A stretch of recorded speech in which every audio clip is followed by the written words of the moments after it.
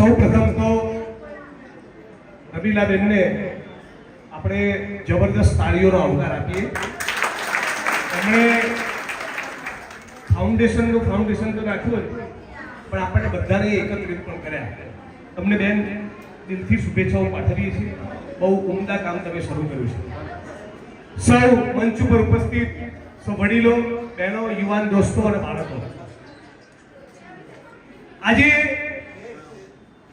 એ વાતનો આનંદ છે કે સમાજનો એક એવો ગરીબ વર્ગ જેની તરફ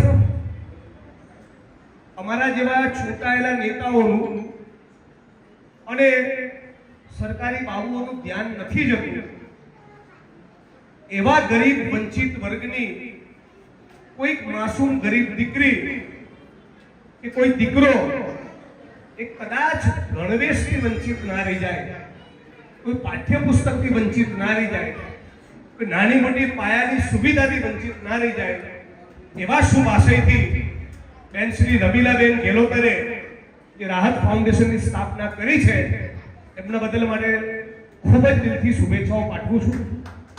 ઓલરેડી 25 જેટલી દીકરીઓ અને દીકરાઓને એમણે સાચવી લીધા છે અને આ આંકડો આવનારા દિવસોમાં આપણે ઈચ્છીએ કે મોટો ના થાય, એટલા માટે કે કોઈ બાળકોને એવી જરૂરત ના રહેવી જોઈએ. ફાઉન્ડેશન મજબૂત થાય પણ ઓછામાં ઓછા બાળકોને મારી જોડે કે તમારી જોડે મદદ માટે આવવું પડે, એક એવી વ્યવસ્થા સમાજની અને વહીવટી તંત્રની ઊભી થવી જોઈએ. પણ હાલ એવા કોઈ લક્ષણો નથી, ત્યારે અનેક વિદ્યાર્થીઓ તમારી જોડે મદદ માટે આવશે, અનેક દીકરીઓ આવશે, અનેક દીકરાઓ આવશે અને તમે ખૂબ પ્રેમથી બધાને આવકાર આપવાનો છે, મને પાક્કી ખાતરી છે. એટલા માટે તમારી વચ્ચે અહીં ઉપસ્થિત રહ્યો છું. એ બદલ તમે મને આમંત્રણ આપ્યું એ બદલ પણ આપનો ખૂબ ખૂબ આભાર માનું છું.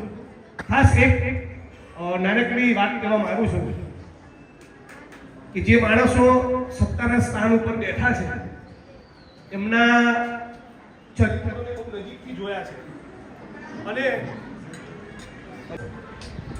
જે માણસો સત્તાના સ્થાન ઉપર બેઠા છે એ કેવા પ્રકારના માણસો છે, એટલે તમને ખાસ રાહત ફાઉન્ડેશન ના તમામ હિસાબ કિતાબ દીવા જેવા ચોખ્ખા રાખજો. આ ભાઈ તરીકે તમને સલાહ આપું છું. મારી સાથે જેનો ફોટો પડ્યો એનો રિપોર્ટ આજે જ સાંજે આઈબીમાં જવાનો. મને કાર્યક્રમમાં બોલાવી તમે તમારું સારું કર્યું કે નહીં મને ખબર નથી, મારી તો શુભેચ્છાઓ છે, પણ સામે જે ડાઘિયાઓ બેઠા છે એમનું બરાબર ઓળખું છું, એટલે ખાસ કહું છું તમારું પ્રોપર ઓડિટિંગ કરાવજો. સમાજના 5 વડીલ આગેવાનોને જોડે રાખજો, જે તમારી કાપસી પૂરે, તમારી શાખ પૂરે. બે વસ્તુ કડક કાનની બૂટ પકડીને તમને કહેવા જેવું હોય તો મનુભાઈ કે ડીએલ પરમાર જેવા મિત્રો તમને કહી શકે. કાનની બૂટ પકડીને ભૂલ થાય તો સ્વીકારવાની, પણ આપણે તૈયારી રાખવાની. આ ઘરનું કામ છે અને હું દિલથી ઈચ્છું છું કે તમારી ખૂબ પ્રગતિ થાય. એટલા માટે આ મુદ્દે આપણે ખૂબ બધાએ કેરફુલ લેવાની જરૂર છે. આજે બીજું તો શું બોલવું મને સૂચતું નથી, પણ એટલા માટે તમને બધાને એક વિનંતી કરું છું, કરુણ વિનંતી. તમે બધા થોડાક પ્રશ્નો પૂછો અને હું એનો જવાબ આપું, એવો એક આપણે ડાયલોગ કરીએ, વાતચીત થાય આપણી વચ્ચે. હું જાહેર જીવનમાં છું, ધારાસભ્ય છું, 2 વખત તો અનેક મુદ્દા ઉપાડતો છું, અનેક પ્રશ્નોમાં લડતો છું. તમારે મનમાં પણ કોઈ સવાલ હશે, મંચ ઉપરથી કોઈને સવાલ હોય, એન્કરિંગ કરનારા મિત્રોમાંથી કોઈને સવાલ હોય કે સામે ઓડિયન્સમાં બેઠેલા તમારામાંથી કોઈને સવાલ હોય તો તમે કે સવાલ પૂછો. તમારી કોઈ લાગણી વ્યક્ત કરવી હોય, તમારા મનમાં કોઈ પ્રશ્ન હોય, વિધાનસભામાં મારે કોઈ બોલવા જેવી વાત લાગતી હોય એ પણ તમે કહી શકો છો. થોડીક આપણે સવાલોની આપલે કરીએ તો મને લાગે છે કે મારે લાંબુ બીજું કોઈ ભાષણ કરવું એના કરતા શુભેચ્છાઓ તો એમને પાઠવી દીધી અને એમનું સરસ જ થવાનું છે. રાહત ફાઉન્ડેશનને પૂરી રાહત મળવાની જ છે, પણ એના સિવાય પણ આપણે કંઈક વાત કરવી હોય તો તમે કોઈ તમારામાંથી થડાવાળા મિત્રો સવાલ પૂછે તો મને જરાક સારું લાગશે. છે કોઈના કોઈ મનનો પ્રશ્ન વાત? બોલો, આરોપી હાજર છે. જે પણ તમારા મનમાં પ્રશ્નો હોય, વિદ્યાર્થીઓના મનમાં, બહેનો, આટલી બધી મોટી સંખ્યામાં બહેનો છે તમારામાંથી, બીજું ચાલતું એવું આપો. ચાલુ છે.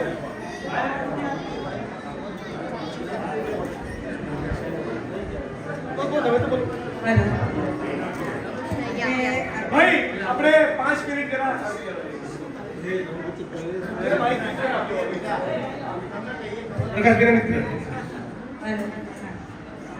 આપણે ઉપસ્થિત થયા છે રાહત ફાઉન્ડેશન, જે એજ્યુકેશનના લગતી બધું આજે છે એના વિશે હું પ્રશ્ન પૂછીશ કે 2014થી લઈને લગભગ અત્યારે 2026 સુધી 93,000 ગવર્મેન્ટ સ્કૂલો બંધ થઈ ગઈ છે. તો એજ્યુકેશન એ મોસ્ટ ઇમ્પોર્ટન્ટ છે. આ છોકરાઓ જે આપણે એડપ્ટ કરવા પડે છે, જો ગવર્મેન્ટ સ્કૂલો સારી હોય, ત્યાં છોકરાઓને સારી સુવિધાઓ મળતી હોય તો આ નીડ ઊભી જ ના થાય. એટલે અને પ્રાઇવેટ સ્કૂલોની ફીઓ બહુ જ હાઈ છે. એટલે જેના ઘરમાં 2-3 હોય બાળકો, મેં ગવર્મેન્ટ સ્કૂલોમાં વિઝિટ કરેલી છે અમુક, તો એમાં જોઉં છું કે છોકરીઓની સંખ્યા બહુ વધારે હોય છે અને છોકરાઓની સંખ્યા બહુ ઓછી હોય છે. તો ત્યાં પ્રિન્સિપલને મેં એક સવાલ પૂછ્યો હતો કે કેમ એવું તો છે ને કે ભારત દેશમાં છોકરીઓની સંખ્યા ઓછી છે, ઓલમોસ્ટ 50-50 છે, તો એવું કેમ? અને એમનું કહેવું એવું થયું કે ઘરમાં 2-3 બાળકો હોય ને તો એ લોકો એવું જ ઈચ્છે કે છોકરાઓને સારું એજ્યુકેશન આપે, છોકરીઓને ચાલશે જેવું હોય. તો પ્રાઇવેટ સ્કૂલોની ફીઓ જો ઓછી થઈ જતી હોય ને તો પેરેન્ટ્સ બધાને સરખું એજ્યુકેશન આપે. તો તમે વિધાનસભામાં છો એટલે આ મુદ્દો ઉઠાવો.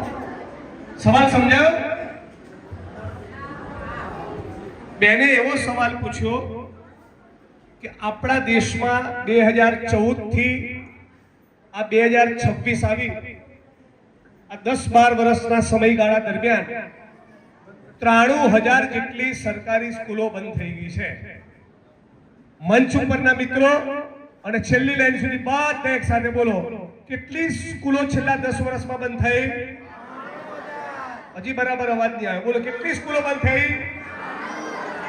જોગણો હાથ ઊંચો કરીને બોલો, કેટલી સ્કૂલો બંધ થઈ? આને કહેવાય અચ્છી દિન.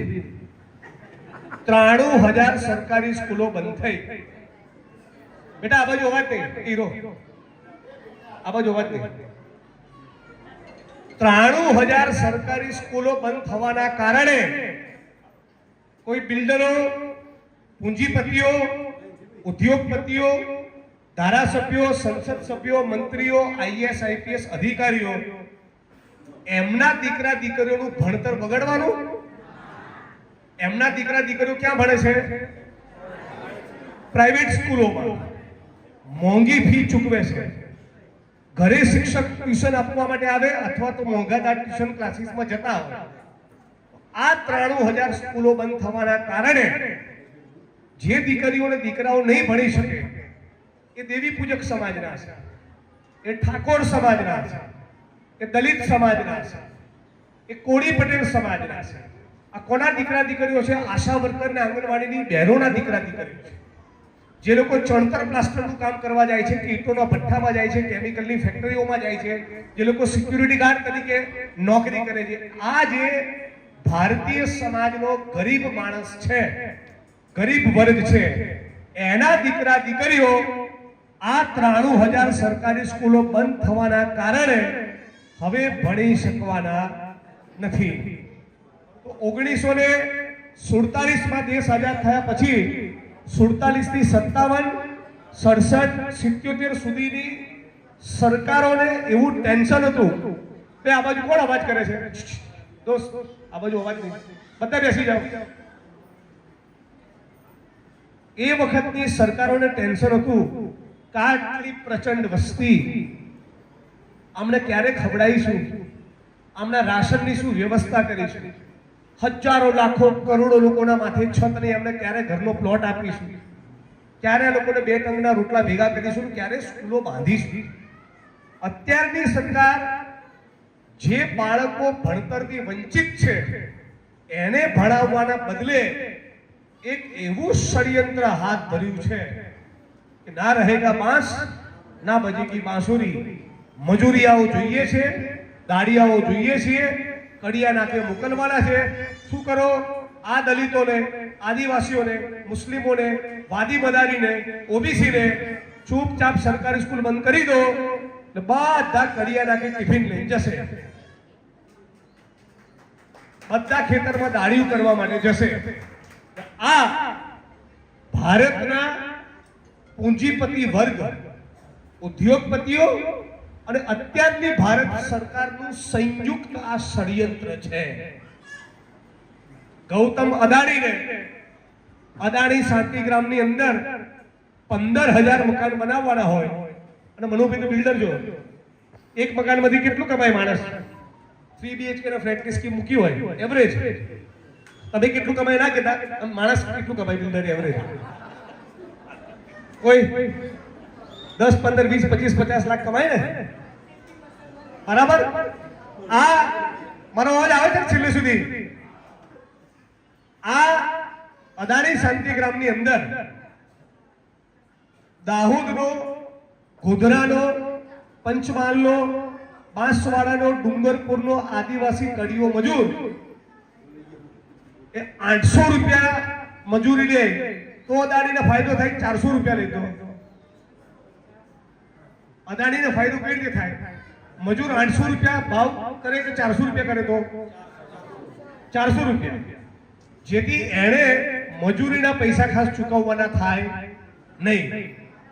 હવે 100 મજૂરની જરૂર હોય અને 60 મજૂર હોય તો પેલા 60 મજૂરો ભાવ ખાય, 800 રૂપિયા પોસાતા નથી, 1500 આપે તો આવું ભાવ કરે કે ના કરે? પણ 100 મજૂરની જરૂર હોય અને સામે 250 મજૂર હોય, 150 નવરા બેઠા હોય તો ગૌતમભાઈ શું કે 800 ભૂલી જા, 350 વાળી કામ કરવું કરને તો હેડતી નો થા, એક ના કે?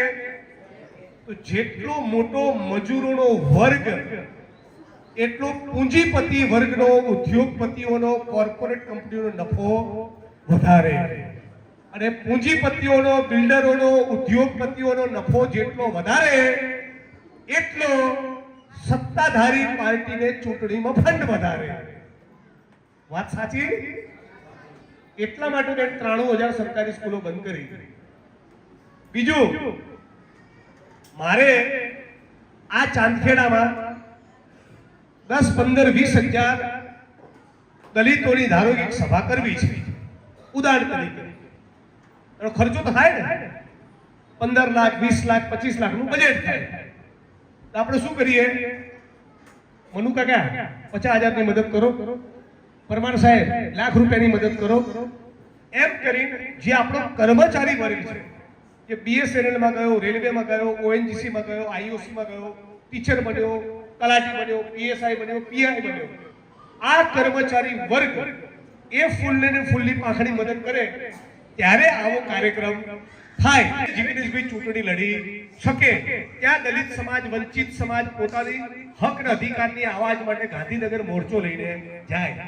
બાકી પૈસા છે આપણી જોડે, મોટા પૂંજીપતિ છે અદાણી અંબાણી જેવા ના, એટલે આ લોકોએ જોયું કે આ આટલું બધું જોર કરે છે, હમણાં ફંડ કોણ કરે છે? તો કે આ નાનો કર્મચારી વર્ગ ફંડ કરે છે। આ કર્મચારીઓ બન્યા કઈ રીતે? પરીક્ષા પાસ કરીને। તો શું કરો? અનામતની મારી દો ચોકડી, પણ અનામતની ચોકડી મારો, મનુભાઈ રોડ ઉપર આવે, DL પરમાર રોડ ઉપર આવે, સુબોધ પરમાર રોડ ઉપર આવે, રમીલાબેન ને જિગ્નેશભાઈ રોડ ઉપર આવે, તો શું કરો? કામ કરો, રેકોર્ડ ઉપર ચોપડે અનામત નહીં કાઢવાની, ફિક્સ પગાર આઉટસોર્સિંગ કોન્ટ્રાક્ટ લાવી દો, એટલે ક્યાંય તમારે સરકારી કાયમી નોકરી આપવાની વાત રહે નહીં। એટલે અનામતે પૂરી અને કોન્ટ્રાક્ટ સિસ્ટમમાં 8 કલાકના 350 રૂપિયાના હિસાબે ચૂકવો। કડીની GODC માં, કલોલની ફેક્ટરીમાં, નરોડામાં, છતરાલમાં અને ઓઢવ, ભારતનો ગરીબ વર્ગ એ વધારે ગરીબ બને, મજૂરની દીકરી અને દીકરો એ મજૂર બને। ફરી કોઈ વણકર સમાજના ભાઈઓ 6 કરોડ ભેગા કરીને આવું સેવા સદન બનાવી શકે નહીં। એના માટેનું ષડયંત્ર છે અને આ ષડયંત્રના ભાગ રૂપે ધીમે ધીમે સિસ્ટમેટિકલી સરકારી સ્કૂલો કરી બંધ, પરીક્ષાની ભરતી બહાર પાડવાની નહીં, એક્ઝામ લેવાય તો પેપર ફૂટી જાય, પેપર ફૂટે નહીં તો મૌખિકમાં હસમુખ પટેલ બેઠા જ છે, જેવા જોવે કે રબારી છે, ઠાકોર છે, આદિવાસી છે, ચૌધરી છે, ગેલોતર છે, એટલે લેખિતમાં 100 માંથી 95 લાયા હોય તો મૌખિકમાં આપે 7 અને લેખિતમાં જે સાધન સંપન્ન વર્ગના માણસો છે એ લેખિતમાં 100 માંથી 65 લાયા હોય તેમને મૌખિકમાં આપી દે 55. અને આપણા છોકરાથી એક કદમ આગળ મૂકીને જા તું લાગી જાય જીપીએસસી. એટલે મુદ્દે આખી સિસ્ટમ આદિવાસી, ઓબીસી, દલિત જ્યાં ઊભો છે ત્યાં ઠેરના ઠેર નથી રાખવા માંગતા, હતા ત્યાંથી પણ લાત મારીને પાછા કરવા માંગે છે. અને એટલા માટે આ સરકારી સ્કૂલો બંધ કરી અને આવું બોલું છું એટલે મને આસામની જેલમાં લઈ જાય છે. બોલો બીજા કોઈનો સવાલ? બજેટમાંથી સમરસ હોસ્ટેલો બનાવવા. સમરસ હોસ્ટેલો ખાલી શેડ્યુલ કાસ્ટ માટે હોય, પણ એ સમરસ હોસ્ટેલમાં ઓબીસી, પટેલ, બ્રાહ્મણ, વાણિયા બધાનો સમાવેશ કરવામાં આવે. બજેટ આપણું અને ફાયદો એમને, તો એ બંધ થવું જોઈએ. એ ઉપરાંત જેટલી વસ્તી હોય એ પ્રમાણે બજેટમાં ફાળવણી થવી જોઈએ. બોલો બીજા કોઈનો સવાલ? હા, સવાલ એ છે કે અમે તમને ખોવા માંગતા નથી. તમે લોકસભા, સંસદ અથવા વિધાનસભામાં સભ્ય હોવા જોઈએ.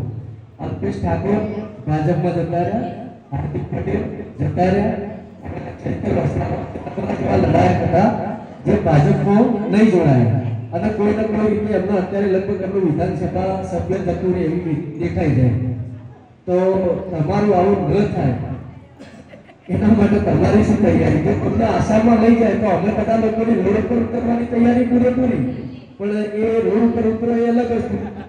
એકાકીય રીતે જો તમારે થોડું આવું થાય તો તમારી શું તૈયારીઓ હોય?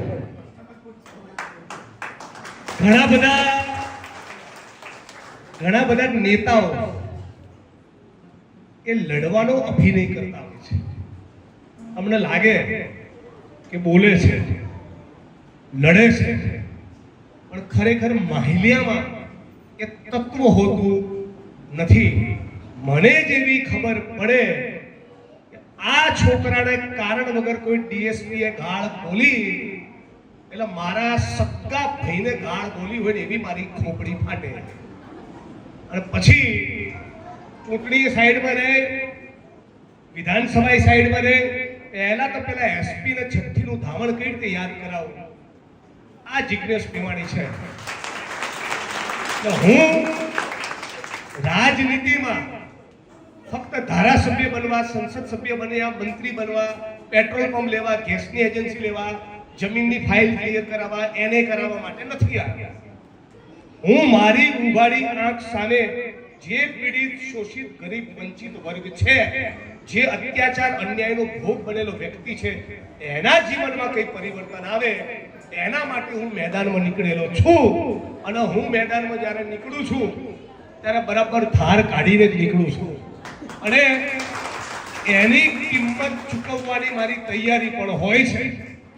એટલે એ રિસ્ક, એ જોખમ તો રહેલું છે. પણ તમને જિજ્ઞેશભાઈની વાણીમાંના આંખમાં સત્ય દેખાય તો તમારે આવી સરકારોને જડબાતોડ જવાબ જિજ્ઞેશભાઈનું નામ લે તો તમારે આપવો જોઈએ. આ જવાબદારી તમારી છે. પછી એને 52ની એવરેજથી રન માર્યા, 75ની એવરેજથી રમ્યો છે, ફૂલ બેટિંગ કરી છે, 35 થી 45 માની જવાની અદ્ભુત વસૂલ કરી છે, ખૂબ સંતુષ્ટ છે. પણ ચૂંટણીનું રાજકારણ બચાવવા માટે દલિતોને ફાળવેલી જમીનમાં કોઈ ઘૂસેલું હોય તો એનો પરસેવો તો હું છોડાઈ દઈશ. વિધાનસભા સાઈડમાં રહેશે તો લોકસભા સાઈડમાં રહેશે. અને હું આવો છું એટલે જ તમને ગમે છું. બાકી માસ્તર મારે ને ભણાવે ને એને ધારાસભ્ય થઈ જાય તો તમને નહીં મજા આવે, મને નહીં આવે અને તમને નહીં આવે. એ ગોળ ગોળ વસ્તુમાં મજા જ નથી.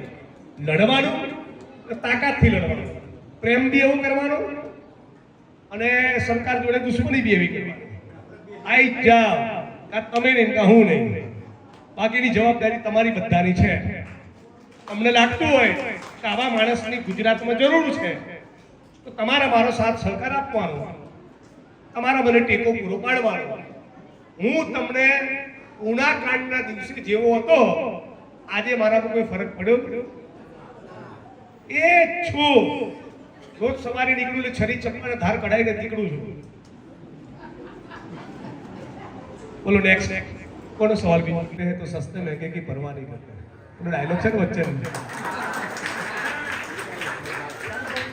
આવું કેમ બોલ્યો? એ ઇન્સ્ટાગ્રામની રીલ બને એટલા માટે. બીજા કોઈને શું તમને જવાબદારી સોંપી? જિગ્નેશ મેવાણીને સાચવવાની જવાબદારી સોંપી. તમને બધાને એક એક માણસને જવાબદારી મેં સોંપી. આ જવાબદારી તમે ઉપાડજો. બાકી ગુજરાતના 50 લાખ દલિતો, ગુજરાતના 14% આદિવાસીઓ, ગુજરાતના શ્રમિકો, મજદૂરો, ગરીબો અને સર્વ સમાજના લોકો, ખેડૂતો, પશુપાલકો, જ્યાં પણ અત્યાચાર હશે ત્યાં હું તમને મળીશ. મારા મત વિસ્તારના લોકોએ સાક્ષી પુરાવા છે. કોઈ બીજું કોઈ બહેનોમાંથી કોઈને સવાલ પૂછો? તમે બંને ભેગું કરીને સવાલ પૂછો.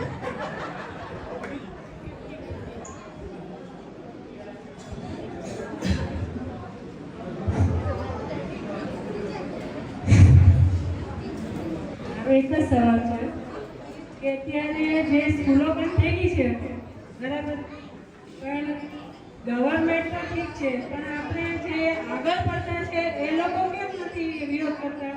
એ લોકો કેમ એવું નથી કરતા કે આ પ્રાઇવેટ સ્કૂલો જે અત્યારે એપોલો છે કે પોર્ટર છે કે એક્સાઇઝ છે બી એનું કેમ એ કારણ કેમ એ નથી કે એ લોકો કેમ નથી ધ્યાન દેતા?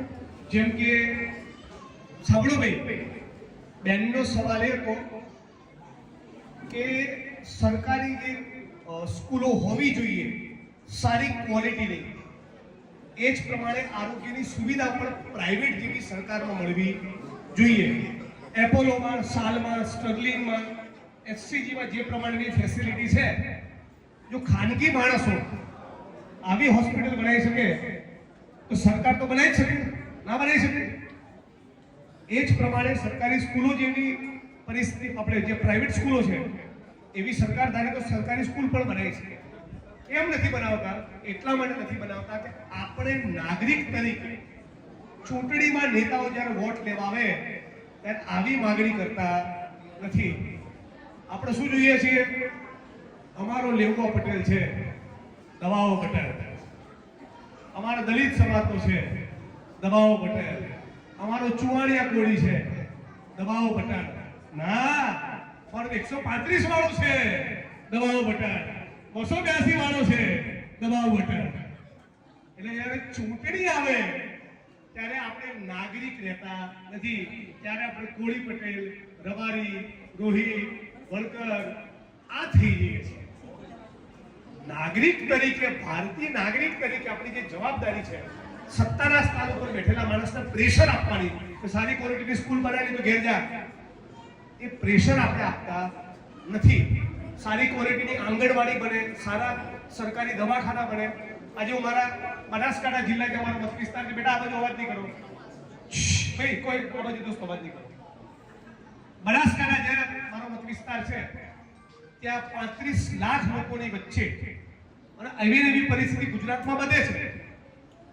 આખા જિલ્લાના સરકારી દવાખાનામાં, પ્રાઇમરી હેલ્થ સેન્ટરમાં, કમ્યુનિટી હેલ્થ સેન્ટરમાં ક્યાંય તમને એક MRI નું મશીન ના મળે, એક CT સ્કેનનું મશીન ના મળે, એક બ્લડ સેલ કાઉન્ટર ના મળે. પણ મને યાદ નથી કે મારા મતદારો પણ મને એવું કહેવા આવતા હોય કે જિગ્નેશભાઈ બ્લડ સેલ કાઉન્ટર નથી, એનું ચેક કરો ને. એ શું કહેવા આવે? પેલા ગામમાં બેહવા જવાનું રહી ગયું છે, જરા બેહવા જતા આવો.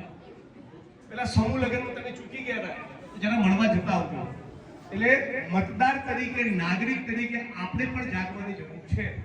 જેવા લોકો એવા જનપ્રતિનિધિ. જે જૂની કહેવત છે, યથા પ્રજા તથા રાજા.